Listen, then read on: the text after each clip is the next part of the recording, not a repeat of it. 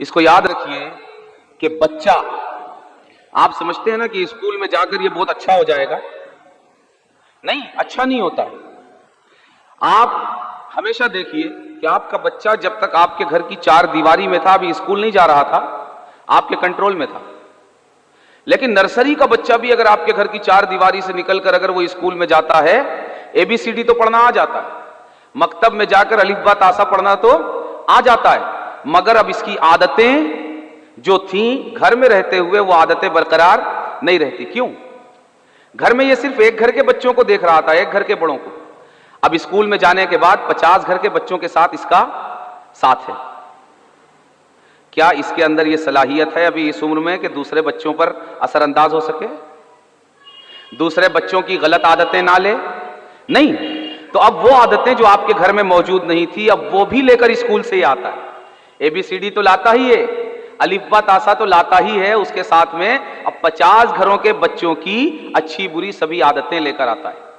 हम समझते हैं स्कूल में डाल दिया, हमारी जिम्मेदारी खत्म हो गई, सुबह उठकर किचन में जाकर वो अंडा पराठा बनाकर टिफिन के लिए दे देना है, और आए तो ड्रेस पहना देना है, आए तो ड्रेस उतार के फिर खाना खिला के सुला देना है, जिम्मेदारी खत्म हो गई। नहीं, अब स्कूल में डालने के बाद इस बच्चे के ताल्लुक से हमारी जिम्मेदारी और बढ़ गई।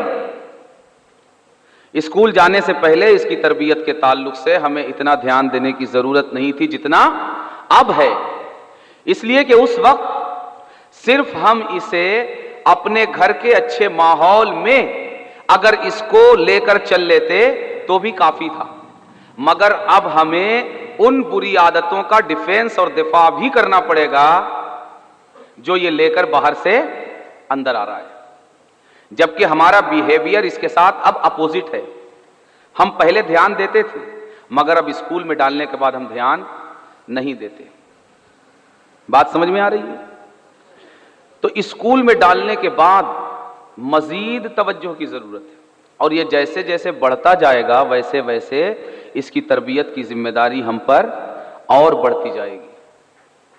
मगर जब हम खुद अपनी तरबियत का ख्याल नहीं करते, जब हम खुद नमाजों की पाबंदी नहीं करते, जब हम खुद रब की रजा नाराजगी में तमीज नहीं करते, तो फिर बच्चों को तो बोलने का मुंह ही नहीं है।